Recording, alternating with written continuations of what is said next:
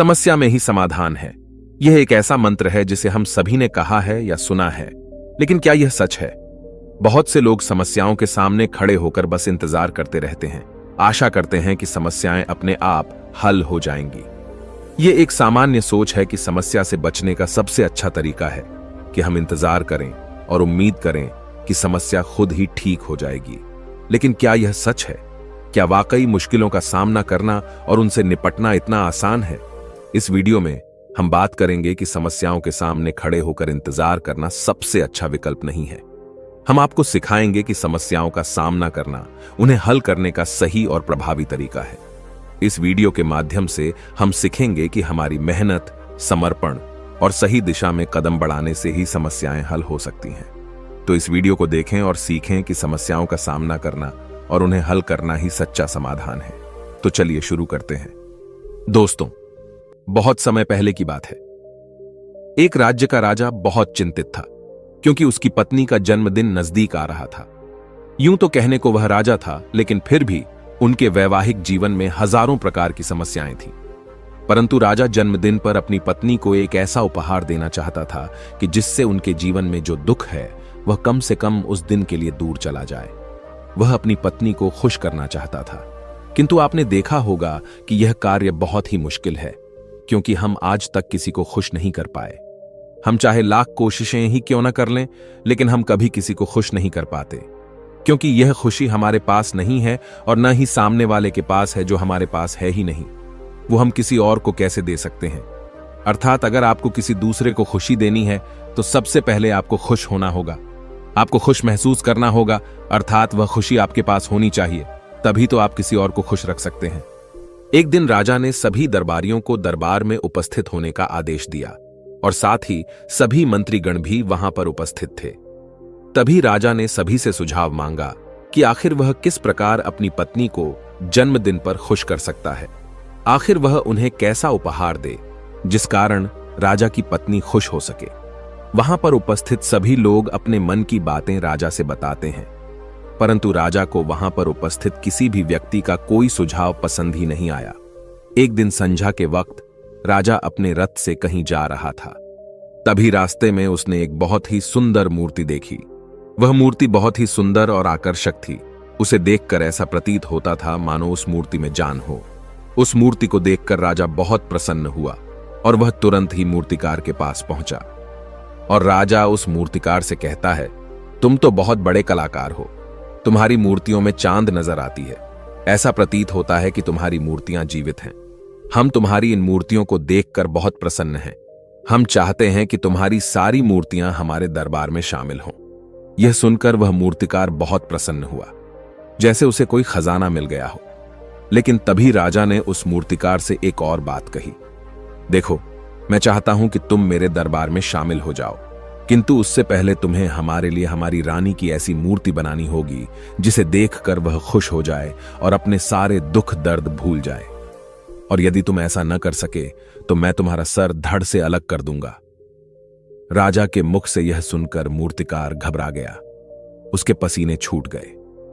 वह राजा को मना भी कैसे करे, इसीलिए उसने न चाहते हुए भी राजा को स्वीकृति दे दी। राजा उस मूर्तिकार की बात सुनकर बहुत प्रसन्न हुआ और वो वापस महल लौट गया।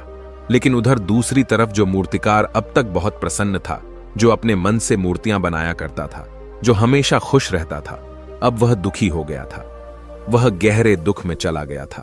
वह डर के कारण रानी की मूर्तियां बनाना शुरू करता है, परंतु जो भी मूर्ति बनाता था उस मूर्ति को देखकर ऐसा प्रतीत होता था मानो वह मूर्ति बहुत दुखी है, उसे किसी प्रकार का कोई दुख है। एक के बाद एक उसने कई सारी मूर्तियां बना डाली, परंतु कोई भी मूर्ति ऐसी नहीं थी जिसे देखकर कोई भी खुश हो सके, जिसे देखकर यह प्रतीत हो कि मानो उस मूर्ति में जान है और वह मूर्ति देखकर कोई भी अपना दुख भूल जाए। और यह इस कारण हो रहा था क्योंकि मूर्तिकार भीतर से बहुत दुखी था, जो उसकी मूर्तियों के रूप में साफ और स्पष्ट नजर आ रहा था। राजा ने उस मूर्तिकार को 1 सप्ताह का समय दिया था, किंतु 4 दिन तो उसने यूं ही व्यर्थ कर दिए। अब उसके पास केवल 3 दिन का ही समय बचा था, जिसके बारे में सोच सोचकर उस मूर्तिकार का गला सूखा जा रहा था। डर के कारण अब उसके हाथ पैर भी काम करना बंद कर चुके थे। उसके हाथ से हथौड़ी और छीनी तक नहीं चल रही थी और उसे अपना भविष्य नजर आ रहा था। उसे नजर आ रहा था कि राजा उसे मृत्यु दंड दे रहा है।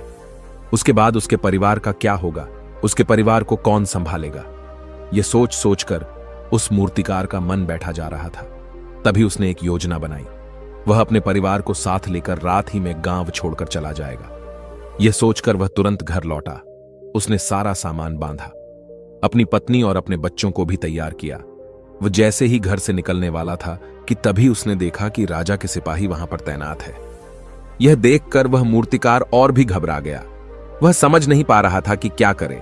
यदि वह यहां से भागने की कोशिश करता है और पकड़ा जाता है तो राजा उसके साथ साथ उसके परिवार को भी मृत्यु दंड दे देंगे। वह कुछ समझ नहीं पा रहा था।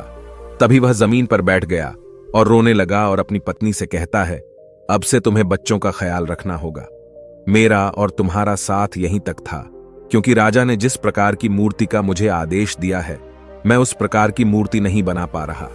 जिस कारण राजा मुझे मृत्यु दंड दे देंगे, वह मेरा सर धड़ से अलग कर देंगे और उसके बाद तो तुम्हें ही बच्चों का ख्याल रखना होगा। इतना कहकर वो जोर जोर से फूट फूट कर रोने लगा। देखते ही देखते रात बीत गई और अगले दिन सुबह सुबह उस मूर्तिकार के दरवाजे पर एक गुरु भिक्षा मांगने आए।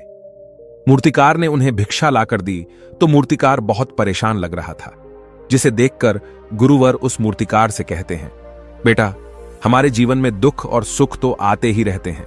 हमारे जीवन में दुख और समस्याएं तो होती ही हैं, किंतु इन सभी दुख और समस्याओं का समाधान और निवारण भी होता है, परंतु हम केवल दुख और समस्याएं ही देखते हैं।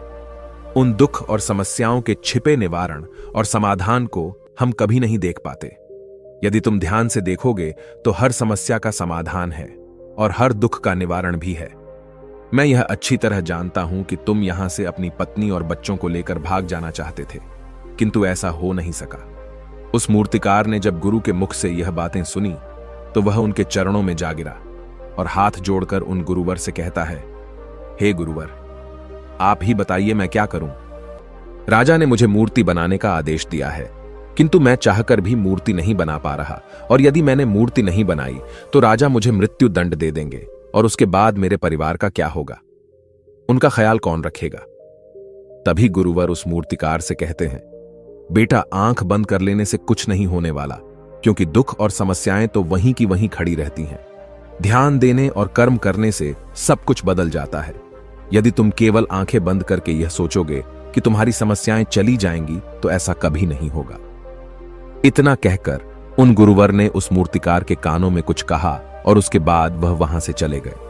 उन गुरु के वहां से चले जाने के बाद वह मूर्तिकार महल गया, जिसे देखकर राजा उस मूर्तिकार से कहता है, लगता है तुमने समय से पहले ही एक अद्भुत मूर्ति तैयार कर ली है। बताओ वो मूर्ति कहां है, मैं भी उसे देखना चाहता हूं। इस पर मूर्तिकार जवाब देते हुए कहता है, महाराज, अभी तक मैंने मूर्ति तैयार नहीं की है, परंतु आपके दिए हुए समय पर मैं अवश्य ही वह अद्भुत मूर्ति तैयार कर लूंगा। लेकिन उससे पहले मेरा एक बार महारानी से मिलना बहुत आवश्यक है, अन्यथा वह अद्भुत मूर्ति तैयार नहीं हो पाएगी। राजा ने उस मूर्तिकार की सारी बातें ध्यानपूर्वक सुनी और उसके बाद राजा ने मूर्तिकार को महारानी से मिलवाया। मूर्तिकार महारानी से मिलने के बाद महारानी से प्रश्न करते हुए कहता है, महारानी जी, किसी भी औरत के जीवन का सबसे बड़ा दुख क्या हो सकता है। इस पर महारानी जवाब देते हुए उस मूर्तिकार से कहती हैं, किसी औरत का मानव बन पाना उसका सबसे बड़ा दुख है। तभी वह मूर्तिकार महारानी से एक और प्रश्न करते हुए कहता है, महारानी जी, किसी औरत के जीवन का सबसे बड़ा सुख क्या है। महारानी उस मूर्तिकार के इस प्रश्न का जवाब देते हुए कहती हैं, किसी भी औरत के जीवन का सबसे बड़ा सुख उसके पति और उसके बच्चों का उसके पास होना है।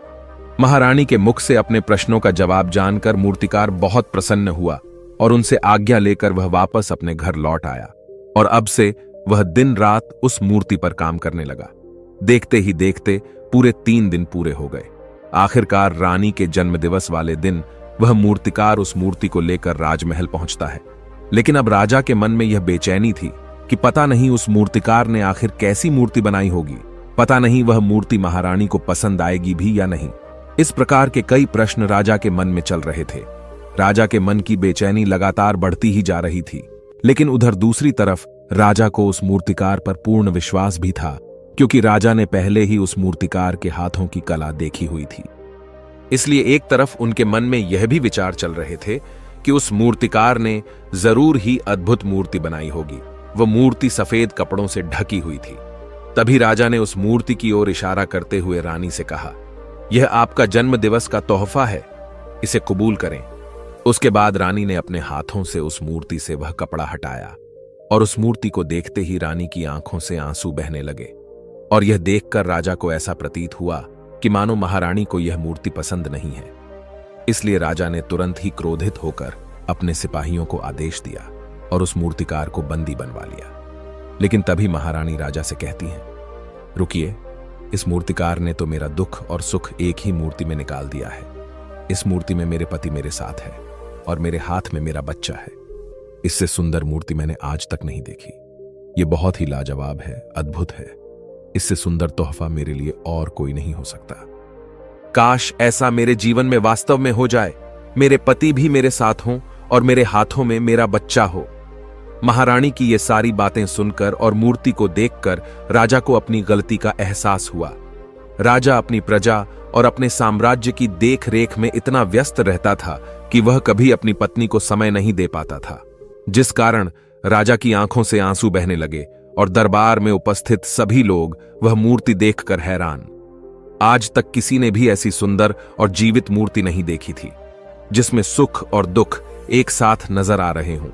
उसके बाद उस राजा ने उस मूर्तिकार को रिहा करवाया और उसे ढेरों इनाम दिए और अपने राज्य दरबार में जगह भी दी। किंतु उस मूर्तिकार ने इनाम तो स्वीकार कर लिया, परंतु राज दरबार में उसे जगह नहीं ली और हाथ जोड़कर राजा से कहता है, हे महाराज, मेरी आपसे विनती है, आपने मुझे चेतावनी दी थी, यदि मैं ये मूर्ति नहीं बना सका तो आप मुझे मृत्यु दंड दे देंगे।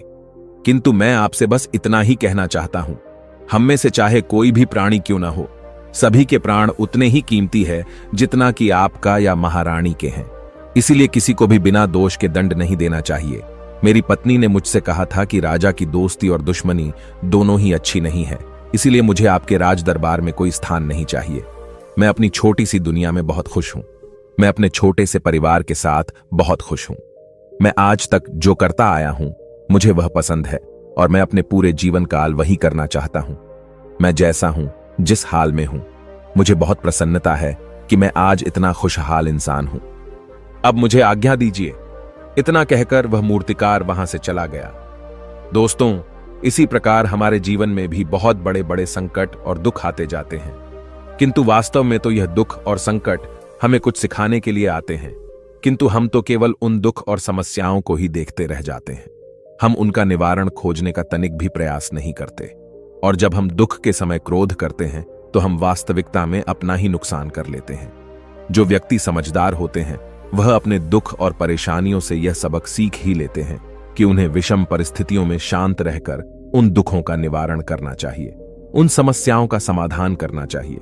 किंतु हम में से अधिकांश लोग यह नहीं सीख पाते और वे लोग दुख और परेशानियों के समय पर क्रोधित हो ही जाते हैं। वह इस बात को अच्छी तरह जानते हैं कि हमें दुख और समस्या के समय पर शांत रहना चाहिए और उसका समाधान खोजने का प्रयास करना चाहिए। किंतु हम बार बार वही गलती दोहराते रहते हैं। जब भी हमारे सामने कोई विषम परिस्थिति उत्पन्न होती है तो हम बार बार क्रोधित हो जाते हैं और क्रोध में आकर हम अपना ही नुकसान कर लेते हैं, क्योंकि क्रोध में हम कभी भी कोई चीज सीख नहीं सकते। क्रोध में हमारा मस्तिष्क काम करना बंद कर देता है और उसे केवल वह परिस्थिति नजर आती है, वह समय नजर आता है जो उसके खिलाफ है और जो जीवन के दुखों से, इन समस्याओं से कुछ सीख नहीं पाता। ऐसा व्यक्ति पूर्ण रूप से एक दलदल में फंसे हुए इंसान की तरह है, जो परिस्थितियों के दलदल में कुछ इस प्रकार फंस चुका है कि वह वहां से निकल नहीं सकता। फिर वह चाहे कितना भी हाथ पैर क्यों न मार ले, और जितना हाथ पैर मारेगा वह उतना ही उस दलदल में फंसता चला जाएगा। जबकि आपको हाथ पैर न मारकर बल्कि शांत रहकर अपने मस्तिष्क का प्रयोग करना चाहिए और यह सोचना चाहिए कि इस दुख, इस समस्या और इस विषम परिस्थिति का समाधान क्या हो सकता है। किंतु आप तो अपने आप को पहले से ही दलदल में डाल चुके हैं और ऐसी स्थिति में आप बाहर निकलने के बारे में न सोचकर लगातार और हाथ पैर मारकर आप अपने आप को उस दलदल में और भी नीचे डुबाते जा रहे, तो ऐसी परिस्थिति में आप भला उस समस्या, उस परिस्थिति का सामना कैसे करेंगे, वहां से बाहर कैसे निकलेंगे। और वहीं पर जो व्यक्ति थोड़े भी जागृत है जो दुख और समस्याओं का निवारण और समाधान खोजने में वास्तव में अपना समय लगाते हैं। वह यह जानते हैं कि निवारण और समाधान एक हीरे की तरह है, वह हीरे की खान की तरह है। जिस प्रकार एक हीरे को ढूंढा जाता है, फिर उसे तराशा जाता है, जिसके बाद उस हीरे की कीमत बहुमूल्य हो जाती है, ठीक वैसे ही दुख और समस्या में समाधान और निवारण खोजने की आवश्यकता होती है, और वह हमें खोजने भी चाहिए। और जब आपको मिल जाते हैं, तब आपको एक ऐसी संपदा मिलती है, एक ऐसी समझ, एक ऐसा विश्वास, एक ऐसी शक्ति मिलती है कि उसके बाद आपके सामने जब भी कोई समस्या या कोई परेशानी आती है तो आप अकेले नहीं होते, बल्कि आप यह समझ जाते हैं कि वह विषम परिस्थिति आपको कुछ सिखाने आई है और आप उसका डटकर सामना करते हैं। उससे वह सारी चीजें सीखते हैं जो वह आपको सिखाना चाहती है, और उसके बाद आप और भी मजबूत होते चले जाते हैं। आपका विश्वास और भी बढ़ता चला जाता है, आप और भी शक्तिवान और बलवान होते चले जाते हैं। इसीलिए महात्मा बुद्ध कहते हैं कि यदि दुख है तो उसका निवारण भी है, यदि समस्या है तो उसका समाधान भी है। इसलिए केवल दुख में उलझे मत रहिए, बल्कि उस दुख का निवारण कीजिए, और यही आपको करना चाहिए। केवल हाथ पर हाथ धरे बैठे रहने से या फिर यूं ही समय को व्यर्थ गंवाने से आपको कभी भी उसका निवारण नहीं मिलेगा, बल्कि जितना आप उस दुख और समस्या से अपनी जान छुड़ाकर भागने की कोशिश करेंगे, उतनी ही तीव्रता से आपके पीछे भागेगी। और जैसे जैसे समय बीतता जाएगा, वह दुख और समस्या और भी विकराल रूप ले लेगी, और तब उसका सामना करना और भी मुश्किल हो जाएगा। इसलिए यदि कोई दुख और समस्या अभी आपके सामने है, तो उसे लड़िए, डटकर सामना कीजिए, उससे सीखिए और निवारण कीजिए। दोस्तों, आपने आज के इस वीडियो से क्या सीखा, वह मुझे आप कमेंट में बता सकते हैं। इसी के साथ में उम्मीद है कि आपको आज की वीडियो पसंद आई होगी, तो इस वीडियो को उस इंसान को शेयर करें जिससे यह कहानी सुनने की जरूरत है, और उसी के ठीक बाद चैनल को सब्सक्राइब करें। तो चलिए फिर मिलते हैं ऐसी एक और नई वीडियो में एक नए मैसेज के साथ। तब तक के लिए अपना ख्याल रखें। धन्यवाद और नमो बुद्धाय।